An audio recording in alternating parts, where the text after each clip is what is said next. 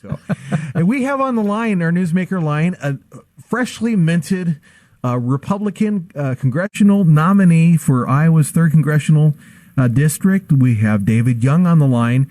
Welcome, David, to Caffeinated Thoughts Radio. Well, it's great to be back on the program. Yeah, I was going to say, I should say welcome back. So, and you know, we're glad to have you on as the nominee. It was very exciting and you know, I have to admit, unexpected. What happened at the special nominating convention? What are your thoughts on that wild ride last Saturday? Well, I don't know why you would say it would be unexpected. Since your polling showed that I was the first of many, and then the second choice of many of them. No, that's true. That's true. I had to, but you know, I did say in the article I was surprised, and you gave me grief about that, the state convention. So, but it's not too much grief. But hey, congratulations. This couldn't have happened to a better guy. You know, we enjoyed our time with you last time, and we just want to talk to you a little bit now that you're the nominee. There's been, we would like you give you an opportunity first of all, we want to talk about the life issue. Sure. There's been some stuff floating around there on social media. Where do you stand on the life issue? Do you believe in exceptions? If so, what are they? Anyway, go. Well, I'm 100% pro-life, and I've said that many times in front of crowds and I guess the Des Moines Register, other publications. So pro-life, from conception to natural death, and you know, exceptions to the life and health of the mother.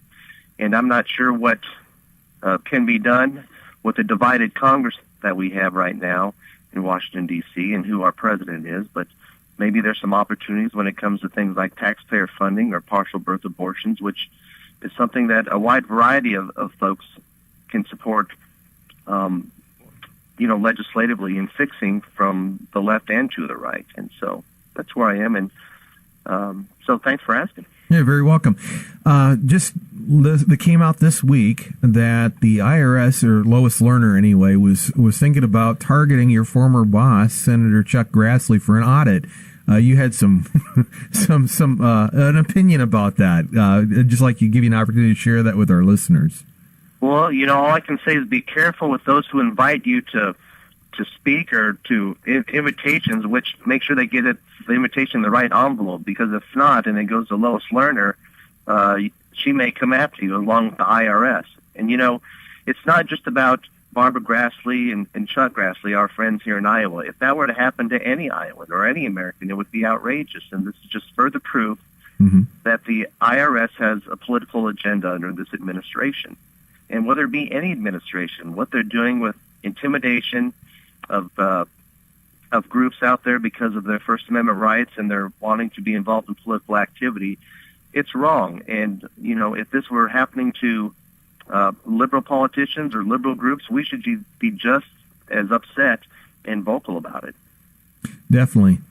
So now that you're the nominee, what are you trying to do to reach out to, you know, those who, you know, were say, hey, David came in 5th at the primary. You know, obviously we hit a reset when we had the special, you know, nominating convention. So how are you going to try to bring the party together? Well, as you saw at the convention, there was a standing ovation at the end. And I think it would have been a standing ovation at the end regardless of who our nominee was, because that was a real democratic process at heart, that convention. Mm-hmm. And all the candidates who I was involved with in this race and ran against, they have come out and said, let's get behind David, endorsing me.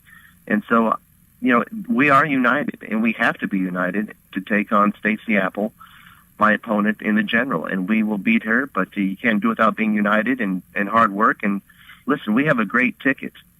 Branstad, Adam Gregg, Sam Clovis, Joni Ernst, you know, up and down the line. Mm-hmm. I'm looking forward to campaigning with them all and delivering a victory for the party and to make sure that we keep this seat in November. David, it seems to me that one of the strengths that you bring to the table is the experience that you've had in Washington, D.C., you know, with regard to your working with Senator Grassley. What kinds of things can you do to really trumpet that and make it something that that is extremely attractive to the voters who may be thinking about maybe changing parties, or maybe they're an independent that's sitting on the fence or what have you. What kinds of things can you do to illustrate that's a strength that's wanting in your opponent? Well, first of all, I think you talk about being able to hit the ground running and all the challenges that are out there that people on both sides of the aisle are concerned about.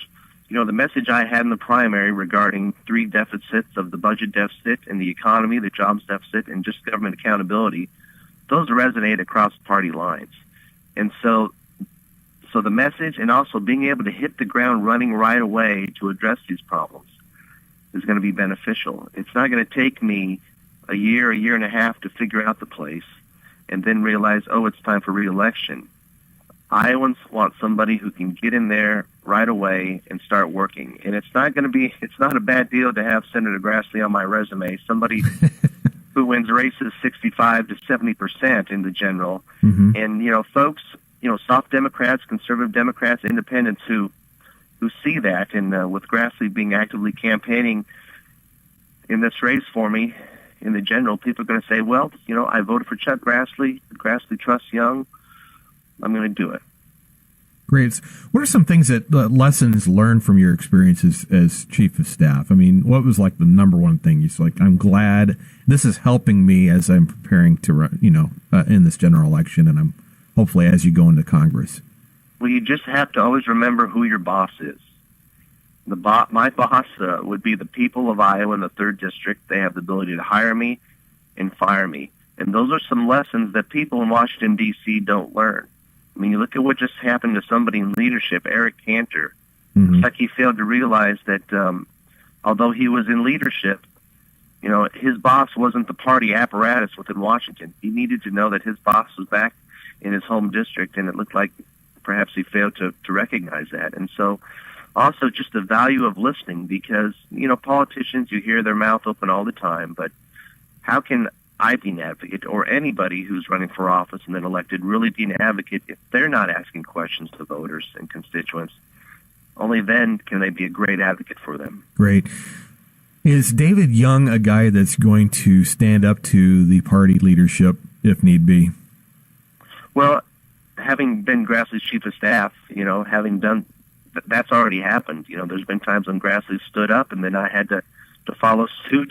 Mm-hmm. And back him up with some of his colleagues or some of his staff. And so, you just got to do what's right. Mm-hmm. Sometimes it's not always popular. Sometimes it may fall outside the party, but not too often, hopefully, because hopefully we can all be in line and unified with the same principles. But ultimately, I'm going to check in with the voters of Iowa and my bosses. Sure. When these kind of situations come up. So, just for you personally, with your core values and your principles, where is the line of the sand? Where are some things that you're not going to budge, even if leadership's trying to push you? I've always said that I want to make sure that anything that's pushed out there, or maybe folks are leaned on hard, or even if they're not, they've got to abide by the Constitution. They have to be constitutional. And also, I'm not interested in rocketing the deficits up any higher than they are.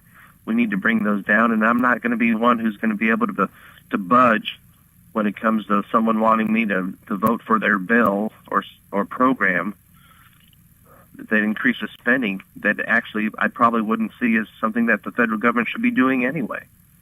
We have $17.7 trillion of debt. Iowans hate debt. We are a state that manages our books well.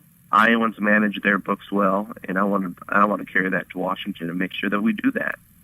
Are there going to be some differences that are going to take some getting used to for David Young, moving from his experience as chief of staff to Senator Grassley? The obvious differences between the Senate and the House. Are some of those things going to be a bit problematic for you to get used to? Well, if there were problems, I've kind of gotten used to it by campaigning. Usually I was, at Senator Grassley's side and not in front of the microphone, and not giving my opinions and talking about my beliefs, but I'm comfortable doing that, and I'm comfortable making tough decisions and leading on issues. And so when it comes time to vote, I'll be ready. And I've talked about my principles and core values and what I want to accomplish out there and what I want to tackle. So how about with transformation is being made. How about with regard to just process and a more freewheeling environment versus the more deliberative one in the Senate? Yeah, it is a little bit more freewheeling. It's the people's house, and I'm ready for that. The exciting thing about that is being able to be in touch with constituents as often as I can. 16 counties, getting back to the counties every week, and then on extended recesses and on weekends. Mm-hmm.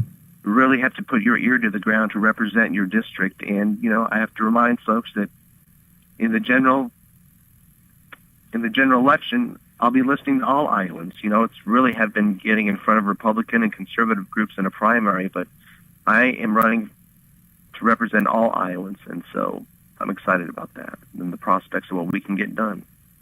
Great. Again, we're almost out of time. So, 3 minutes left. Sorry about that. I thought he said one. No, we're going to end now. No. I wanted to ask you, now that I know we have a little more time, actually, we have the situation in Sudan with Miriam Ibrahim. She's married to an American citizen. Her children are American citizens, but yet it seems like the people we've talked to, she's received absolutely no consular support from the State Department. What are your thoughts on that? Have you been following that situation at all? Is this the situation in Mexico? No. Sudan. The Sudan. Yeah. Oh, it's regarding really religious freedom and religious faith. Yes. And we've seen a big persecution of people of faith throughout the world, and I want to stand up to for people of faith. And then we also sometimes see even our own government when it came to the IRS intimidation of going after conservative groups, pro-Israel groups, religious groups. And so, my faith means a lot to me. And when I see the federal government coming down on folks on any faith, I'll be standing up for them. And then just internationally, I think we just need to stand up for those practicing religious freedom and who are discriminating in a religious being discriminated against in a religious fashion. Now, one of the things that's really troubled me with the Obama administration when it comes to religious liberty is how they're trying to boil it down and water it down to, instead of being freedom of religion, it's really freedom of worship. What do you see the difference between the two being, and how do they have that wrong? Well, you just have to remember how our country was founded and why we fled England, and that our rights are endowed by our Creator and not government. So I don't like the president in his way of trying to parse these words and distinguish the two. So definitely, yeah. Well, yeah, definitely. Worship is what we do on Sunday mornings, or what other time you worship, and then freedom of religion is really, it's living it out in our lifestyle and everyday life. And yeah, it's troubling to me. David, congratulations. How can people find out more about your campaign? Well, they can go to youngforiowa.com and or follow me at Young for Iowa on Twitter, and we're on Facebook, Young for Iowa. And get on board. Folks are very excited. We are unified, and we're already getting contacted by no party folks and great independents and conservative Democrats, and we are going to win this. And thank you so much. Board. All right, this Thanks, guys. This is Caffeinated Thoughts Radio. We'll be back.